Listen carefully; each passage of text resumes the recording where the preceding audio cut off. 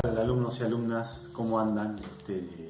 Ya en esta cuarentena o aislamiento que ya se hace eterna, pero bueno, ya le vamos a encontrar la vuelta a este asunto del COVID y vamos a salir adelante, ¿no?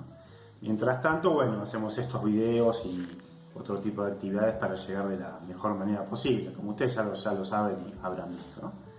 En este caso es un video directamente por celular, no elegí ninguna plantilla, ningún recuadro, porque lo estoy haciendo así medio de urgencia, ¿no? Para armarlo, pero bueno, voy a tratar de explicarlo.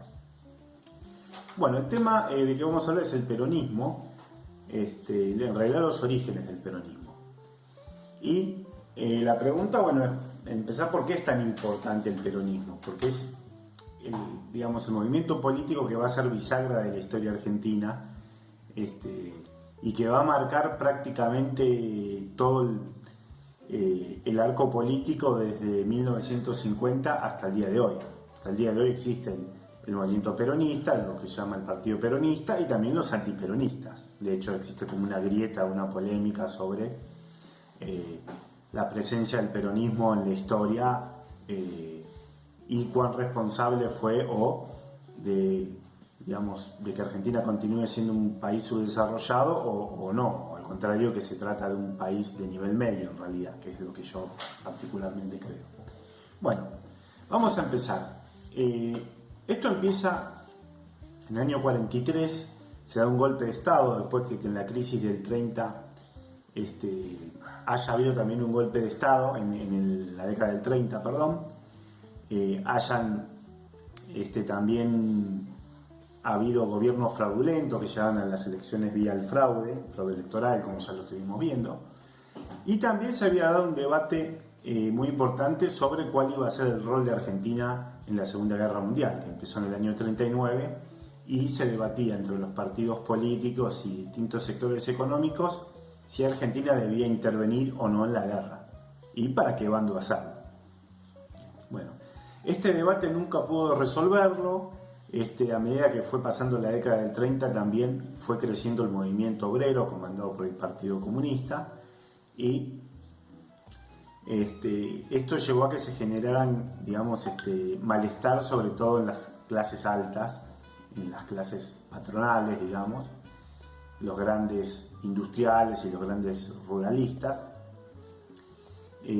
Entonces era como que una etapa que había mucha ebullición en el debate, ¿no?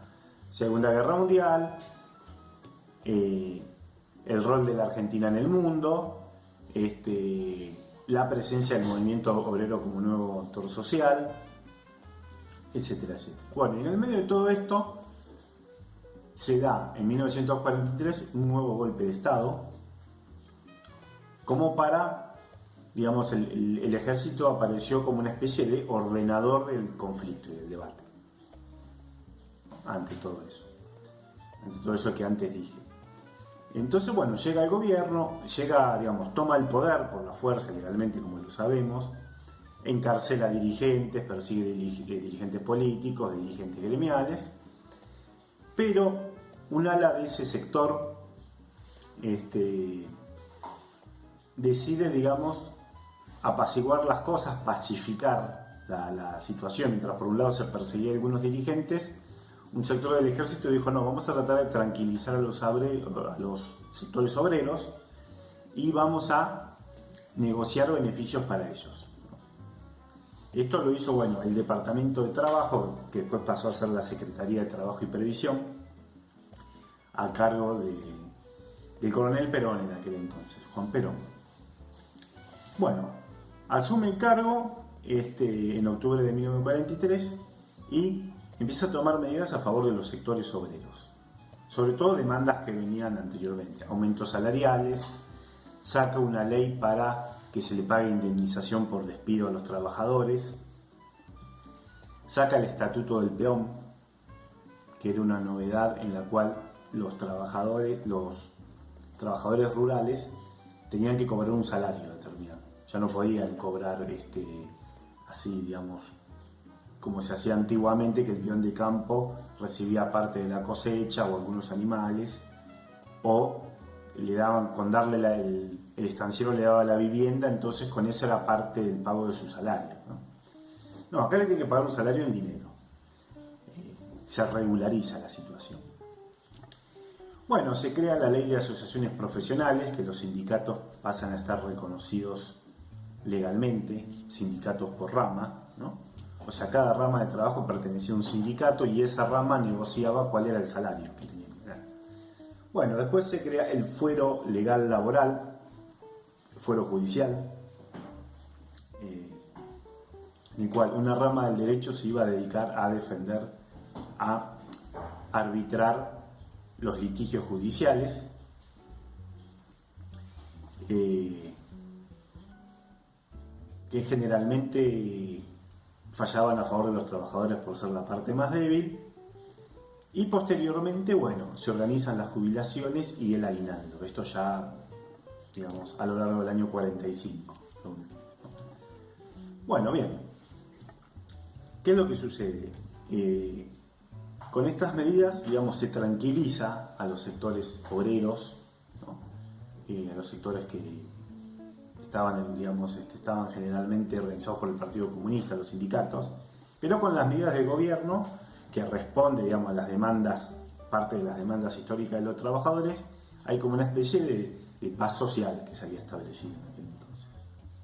Pero ¿qué pasa? Estas medidas, por otro lado, perjudicaban a los grandes industriales, a la Unión Industrial. ¿Por qué? Porque tenían que pagar mayor salario y perjudicaban a la sociedad rural también, porque a partir de acá los peones pasaban a ser parte de, digamos, el salario de los peones rurales pasaba a estar regulado por el Estado.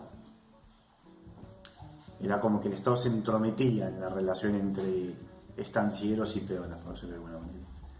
Después estaban los pequeños industriales, bueno, autónomos, qué sé yo, que en realidad tanto no los perjudicaba porque el hecho de que la gente tenga más dinero para comprarlos, digamos, los beneficiaba en cierta medida. Bueno, entonces, bueno, en un principio se tranquilizó, pero después empezó a crearse como una especie de conflicto mayor, porque, digamos, se había tranquilizado a los obreros, pero no a la Unión Industrial y a la sociedad rural, ¿no?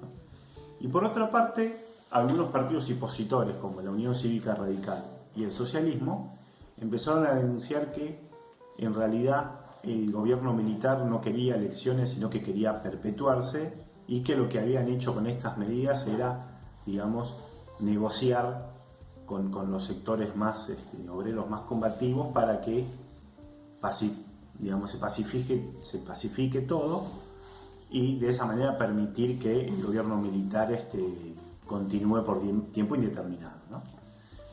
Incluso se lo asociaba al nazismo, ¿no? O sea, los beneficios que le había dado Perón, algunos decían que eran similares a los de Mussolini en Italia o Hitler en Alemania. Entonces empezó a haber como una ebullición por ese lado.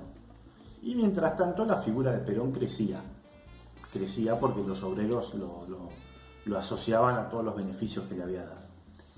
Bueno, en el año 45 Perón logra tener el cargo de vicepresidente, pero creció tanto su figura que empezó como a digamos, hacerle sombra al gobierno, y en octubre el gobierno decide expulsarlo a Perón. Bueno, finalmente lo echan del gobierno.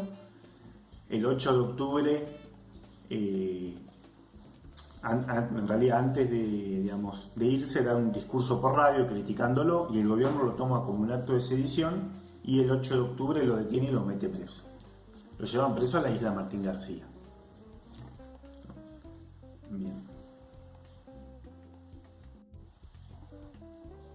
Bien, ahí tuve un pequeño corte. Bueno, como decía antes, llevan a la isla Martín García, lo llevan preso ahí, y desde ahí Perón empieza a organizar su rebelión, por decirlo de alguna manera. Se conecta con los líderes de la CGT y planifica para el 18 de octubre del 45 una huelga general. Y en esa huelga los trabajadores iban a pedir por su liberación, y también iban a pedir elección. Bien, bueno, pasan los días, se organiza todo esto, y un sector de la zona sur del Gran Buenos Aires, de los sindicatos del frigorífico, decide anticiparse y un día antes empezar la marcha e ir a Plaza de Mayo para pedir la liberación de Perón. Como para llegar antes ahí a la Plaza de Mayo y estar ahí para el 18, que iba a ser la huelga y la manifestación. Bueno, el asunto es que los líderes estos sindicales juntan gente y se vienen caminando desde el sur, y a medida que venían empezaban a unirse personas de los alrededores. O sea, a medida que iban pasando por los barrios, la gente se juntaba y seguía la manifestación. Entonces terminó haciéndose una marcha muy grande que llegó el mismo 17 de octubre y se instaló ahí en la plaza. Una marcha muy numerosa que no se preveía, porque el gobierno tenía información de que iba a estar la huelga, pero no sabía que esa marcha se iba a organizar y que iba a ir tanta gente, ¿no? Incluso los mismos dirigentes sindicales tampoco lo previeron. Pero bueno, el tema es que se hizo la marcha el 17 de octubre, se fue a la Plaza de Mayo. A Perón lo habían trasladado unos días antes al hospital militar porque estaba enfermo. Dicen que se había hecho el enfermo, no sé bien cómo fue el asunto, ¿no? Habría que averiguarlo bien, porque hay versiones encontradas. Y la gente pidió por la liberación de Perón. Al gobierno militar ya no se había especulado con la idea de sacar el ejército a la calle y echar a toda la gente de la plaza, pero pensaron que iba a ser peor, que no era conveniente, y entonces finalmente llaman a Perón, que lo sacan del hospital militar, lo llevan a Plaza de Mayo y lo hacen salir al balcón para que él mismo se encargue de pedirle a la gente que se vaya. Bueno, sale al balcón, da un discurso y hablando con los obreros, agradeciéndole que pedían por él y además prometiéndole que se iban a hacer elecciones. Bien, a partir de ahí se libera a Perón y comienza el proceso de organización de las elecciones del año 46. Bueno, finalmente se hacen en febrero, se presenta Perón como candidato con un partido laborista y en la oposición se presentaron todos los otros partidos en la Unión, lo que se llamó la Unión Democrática. Partido Radical, Partido Socialista, Partido Comunista, Partido Conservador, ¿no? Todos los que estaban en contra del peronismo, de Perón, y del gobierno, ¿no? Era una cosa medio paradójica, pues estaba el Partido Comunista y Socialista con el Partido Conservador, que históricamente habían sido enemigos. Bueno, finalmente se hacen las elecciones y termina ganando por poco, no por mucho, pero termina ganando Perón las elecciones y ahí llega presidente legalmente. Bueno, espero que hayan entendido y cualquier duda ya saben que me pueden consultar. Un abrazo a todos, a todas y a todos.